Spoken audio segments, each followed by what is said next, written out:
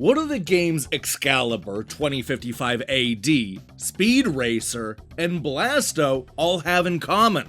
These three terrible games were all released in 1998, but they were not the year's worst games. At least, not according to Next Generation magazine, who gave all three of these stinkers 2 stars out of 5. As crazy as it sounds, Next Generation gave 25 different games a lower score than Blasto. I'm talking about the dreaded 1 star. And today we're gonna go through all of these reviews and read the meanest, nastiest, and snarkiest quotes from all 25 of these supposedly awful games. This is Next Generation's 1-star reviews, and these are the 25 worst games of 1998.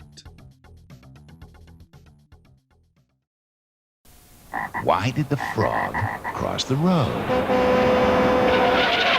He didn't. We've rebuilt one of the greatest video game heroes of all time, and now he's back.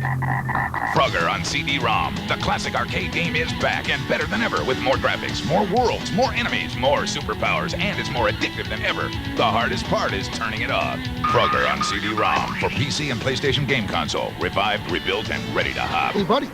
You okay? Alright, we kick things off with Castrol Honda Superbike World Championships on PC. If imitation is the sincerest form of flattery, then SEGA should be thrilled that the folks at Intense Simulation liked Manx TT so much that they made their own Superbike game. Unfortunately, Castrol Honda Superbike World Championships lacks what made Manx TT a hit: speed and control. The default controller layout for Superbike has the acceleration and braking function tied to the up and down position on the joystick. As anyone who's ever tried to use a setup like this can tell you, it's not very conducive to racing. Thing is, remapping the joystick buttons just doesn't work. The game will accept the changes but won't register any of them. With detailed realism settings, Superbike World Championships had the potential to be a top-notch racing simulator. Instead, it's just another racing has-been. Number 2, Command & Conquer: Soul Survivor on PC. In the absence of a real sequel to the blistering hot Command & Conquer license, Westward offered up Soul Survivor, an online-only variant with which CNC junkies can get their fix. Let this be a lesson to everyone involved. Minimizing a current hot game and making it online only doesn't necessarily make it fun. In this case, it's almost anti-fun. The real flaw of this game is the simple fact that the player can only control one unit. Imagine taking part in an online baseball game where you play as one player, only you're stuck in left field for 9 innings. Now, imagine everyone else on the team is also in left field, and, well, you begin to get the idea. The best part of the package is the free inclusion of the new Westward chat, and that's truly sad. Number 3, Courier Crisis on PlayStation. Pedaling through a busy city as a bike messenger could have been an amusing part of a larger game. Perhaps worked as a bonus level in a game involving all kinds of package delivery, something like UPS Strike. But as it stands, with only the bike to ride, Courier Crisis feels like an incomplete game. The road rash-like violence featuring the messenger punching and kicking pedestrians is amusing at first, but it quickly becomes a nuisance. Between hassling with the bicycle, the agitated citizens, and the traffic that seems to exist only to piss you off, it's no wonder that all these cyclists in San Francisco protested recently. Imagine if they had to play this game as well. Number 4, Deathtrap Dungeon on PlayStation. Imagine Tomb Raider in fantastic medieval dungeons. That's what Deathtrap Dungeon is supposed to be. Now, imagine a game that is in fact as far from Tomb Raider in a fantastic medieval dungeon as possible in terms of quality. That is what Deathtrap Dungeon is. Sure, the game is a third-person, over-the-shoulder, dungeon-crawling, monster-killing, hack-and-slash fest featuring as one of the characters a hot polygonal babe. But the environments are totally boring and repetitive. When you can even see them, that is, since most of the time the players merely find themselves confronted by a black fog everywhere they look. We had a little fun playing it, but the key word here is little. The flaws in the game continually distracted us from the fun parts. Overall, there are only 3 words for this game. Bad, bad, bad. Number 5, Descent to Undermountain on PC.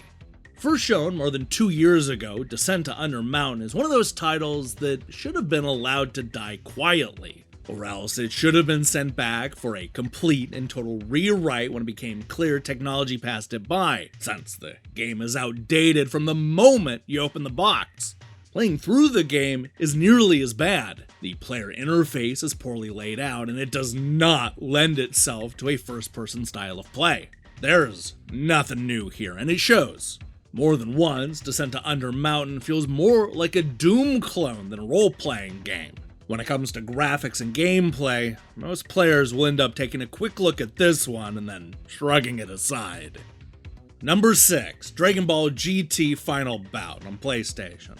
At some point during the development cycle of Dragon Ball GT Final Bout, somebody should have said no. Bandai Japan should have stopped it from being released there. Bandai US should have stopped it from being brought over, and Sony should never have approved it. Why? Because it's inarguably the worst PlayStation fighting game ever made.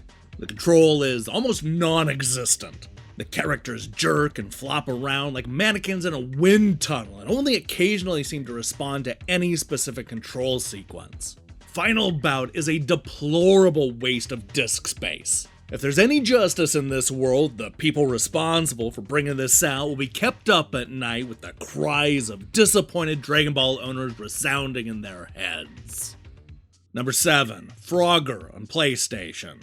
Like the one-hit wonders or past their prime rockers usually found touring fairground venues and small bars, some classic arcade games refuse to die a dignified death. Instead, something that may have once been great for its time is reduced to tired mediocrity, self-parody, or worse.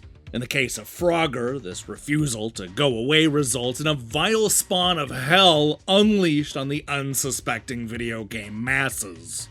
In the process of reviewing this game, an unlimited lives code was used, and this at least allowed some advancement through the levels. If this game were played with the allotted number of lives, it would literally be seconds before the game was over. And actually, in the final analysis, this quick end to the pain would be the only redeeming feature in this otherwise heinous game. Number 8, GT64 Championship Edition on Nintendo 64. GT64 is not the worst racing game ever made, but it's not far from it. Things are bad right from the start, given that there are a whopping 3 tracks to pick from. Once on the track, the true horror settles in. A slow, barely acceptable frame rate and sloppy control, made even worse by the droning engine sounds.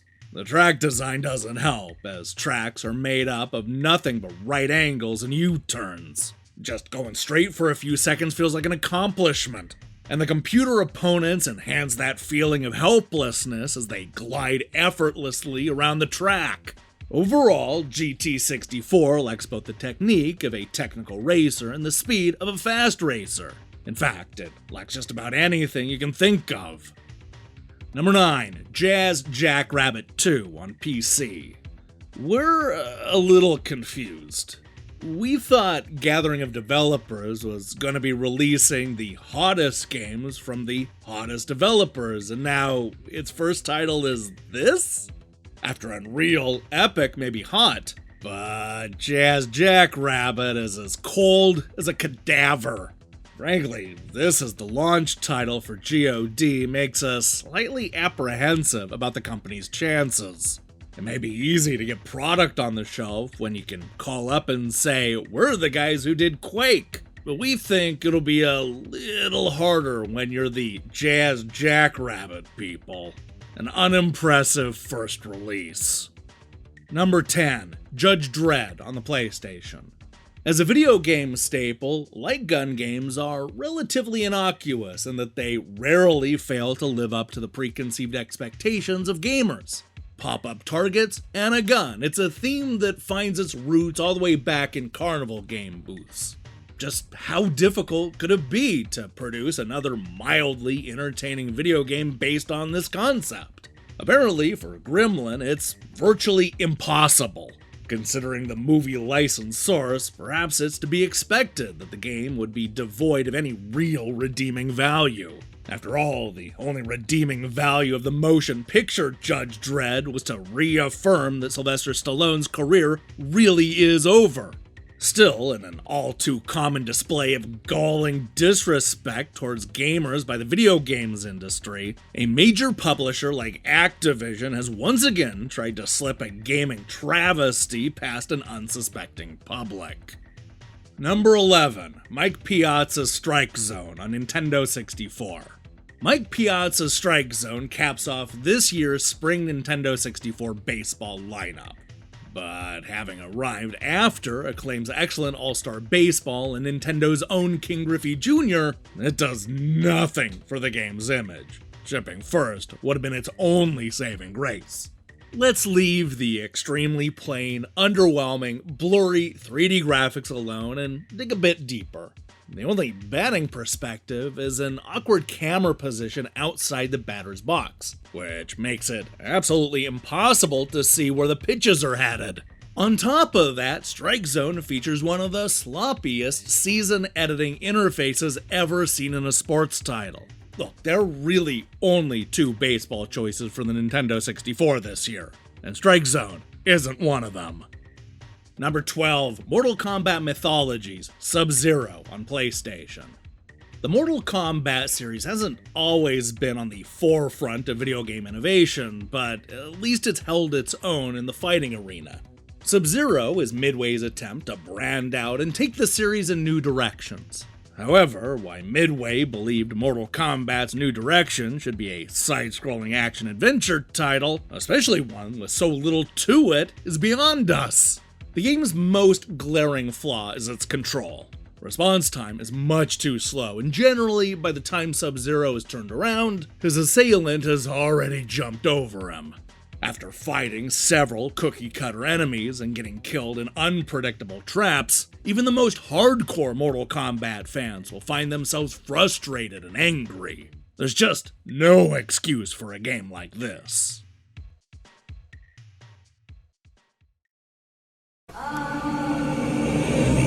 The root of our evil.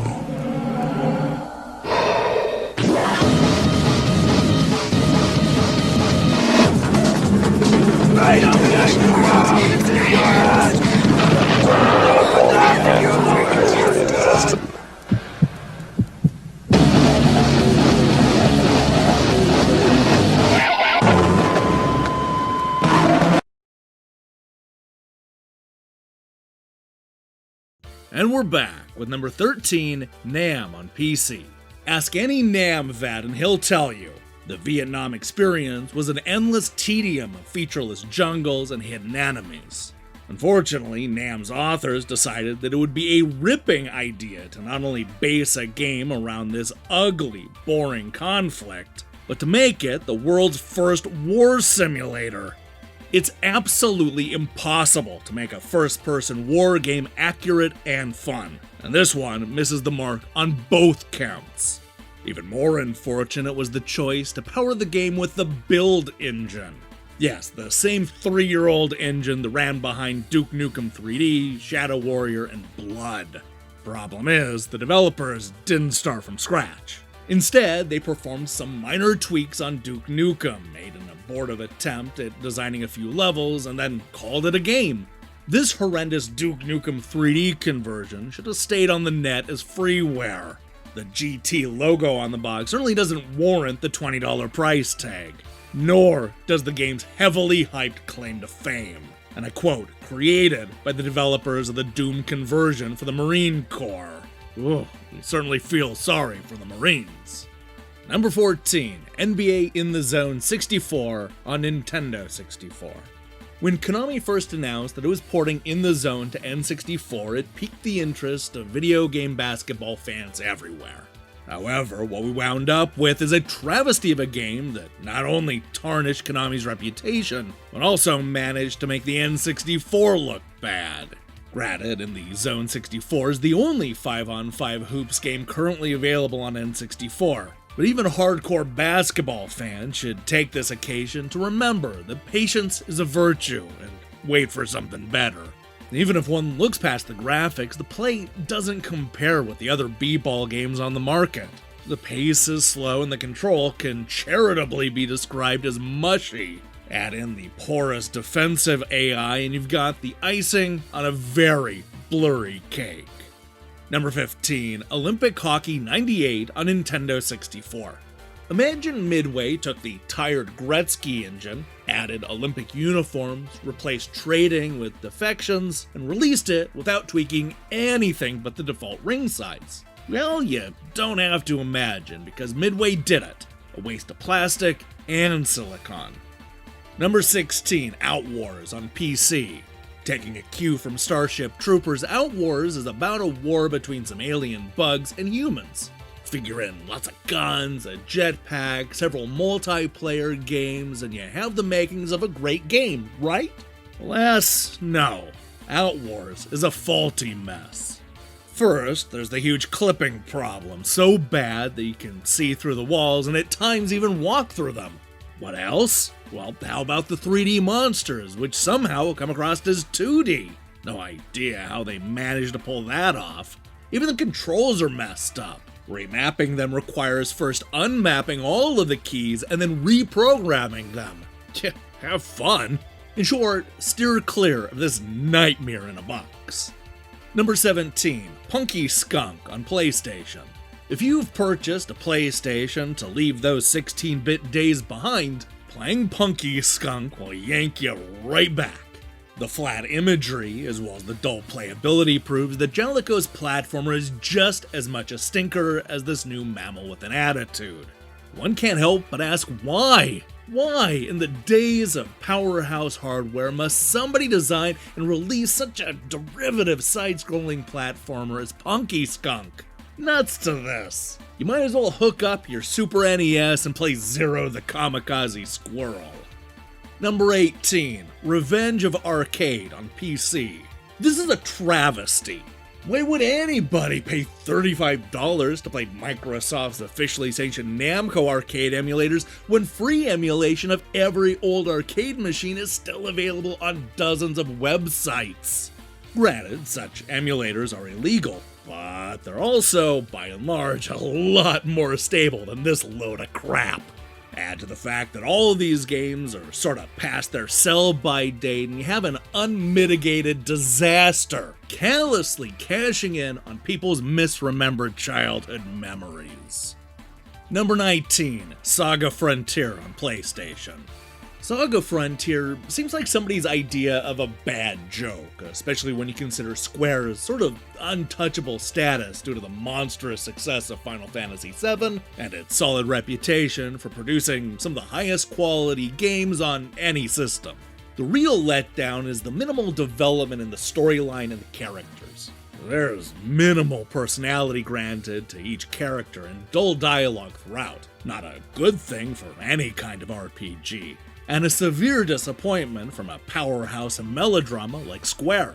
With the potential for a deep and involving adventure, SaGa Frontier is a depressing misfire from a company praised for its innovation and high-end titles.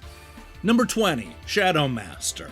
Maybe Psygnosis should stay away from the word shadow. This game has more in common with the bad old days of Shadow of the Beast than the Psygnosis that brought us G-Police. There's no reason they should have released this except for a lesson in humility. The game is graphically slick, but the gameplay and level designs are a monument of mediocrity, not unlike Shadow of the Beast. This is playable? Yeah. Desirable? No. Everything about Shadow Master screams second rate. Pass on it and wait for Psygnosis' A-Team to publish their next title. Number 21, Spawn, the Eternal on PlayStation. There are many reasons not to buy Spawn, the Eternal. Most of these are the kinds of flaws and problems typically found in licensed games like terrible gameplay, abysmal control, and subpar graphics. It would appear in releasing this game that Sony has not learned any of the others' mistakes. Spawn fans will be especially disappointed with the way their hero is presented. His cape only appears during combat, and when he's walking, he looks like an overly large circus freak, complete with a hunchback and slight limp. Dishearteningly, Spawn the Eternal will probably sell just because of the attached license, proving that we haven't learned a damn thing in all the years of movie-licensed games, from E.T. all the way up to this atrocity. Shame on Sony. Number 22, Star Trek Pinball on PC. Ask pinball purists why a pinball game is better than a video game, and they'll explain that pinball takes more skill because it relies on real-world physics. Therein lies the main problem with Star Trek Pinball. It does not behave like a real pinball game should. The balls have a strange attraction to the flippers, and the side drains are rarely hit. Worse, it's seemingly impossible to tilt the machine, and as a result, the game loses all sense of challenge. Were a lousy physics model the only thing wrong with Star Trek Pinball, it may have been excusable. Unfortunately, there's more. Each of the 3 tables has a unique soundtrack. While 2 of these are great, the third is full of clicks and popping noises that make us wonder how it ever made it past QA. In the end, Star Trek Pinball is one to be avoided, at least until it hits the bargain bins. Number 23, Streets of SimCity on PC. Whenever a well-known license is used to launch a new game, the editors here at Next Generation cringe. At times, the result can be wonderful software, but more times than not, it's a poorly conceived notion that managed to get shelf space on name recognition alone. Streets of SimCity falls into that latter category. Realism is a problem that seems to plague the game.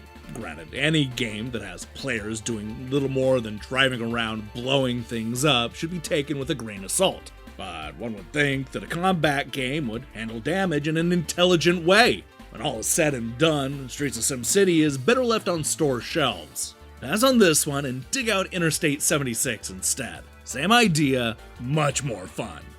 Number 24, Team Losi RC Racer on PlayStation. On the surface, Team Losi RC Racer looks promising, with multiple tracks, plenty of cars, and hidden secrets to discover.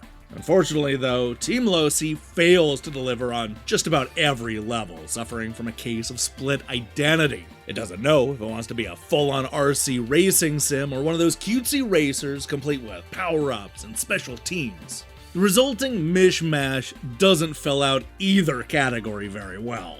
The most noticeable problem with Team Losi is the horrendous visual pop-up. Whether it's caused by a poor engine, bad track design, or a combination of both is unknown. But the end result is a game that actually draws the course on the screen just barely in time to be driven over. Simply put, there isn't a single positive thing to say about Team Losi. It's about as much fun as Gremlin's last PlayStation game, Judge Dredd. And that absolutely says it all. And finally, number 25, X-Men vs. Street Fighter on PlayStation. Capcom has always had a problem converting its memory-hungry, sprite-based fighting fest to PlayStation due to the low system RAM. And X-Men vs. Street Fighter should convince the company that it's time to stop. The real problem in converting this title, more than the previous titles, comes from the fact that in the arcade version, a single player could swap between 2 different characters with the flick of a button. Unfortunately, that one feature, which was really the whole draw of the game, was omitted from the PlayStation version due to RAM. If you've never seen a Capcom fighting game before, this might be fun for a few minutes. There is not one single positive thing to be said about the trade-offs that Capcom made to get this on PlayStation. Ouch!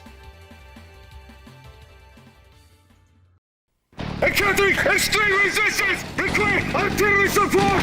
Deploy tanks now. Ground forces have been neutralized. Immediate reinforcement! General! We are outflanked!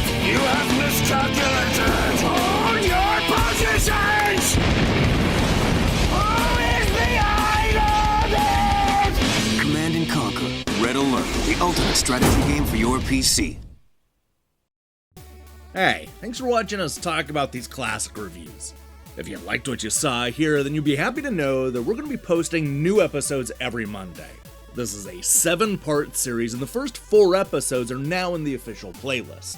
Just go and give those a look, and tune in next week for the worst of 1999. Now, here's the question I have for you. What was Next Generation's meanest, nastiest, and snarkiest review of 1998? Yeah, Next Generation hasn't been as cruel as they were in previous years. But I still really like how Frogger of all things is somehow the spawn of hell. There's some pretty good lines in this episode, so let me know your favorite quotes in the comments below. In other news, we'll be back later this week with a review of Formula Bit Racing DX, Loop Mancer, S-Proxy, and more. And who knows, maybe Nintendo will surprise all of us with another classic game dump. They're just doing them at random these days anyway. In the meantime, I strongly recommend you click that subscribe button and support what we're doing here. Until then,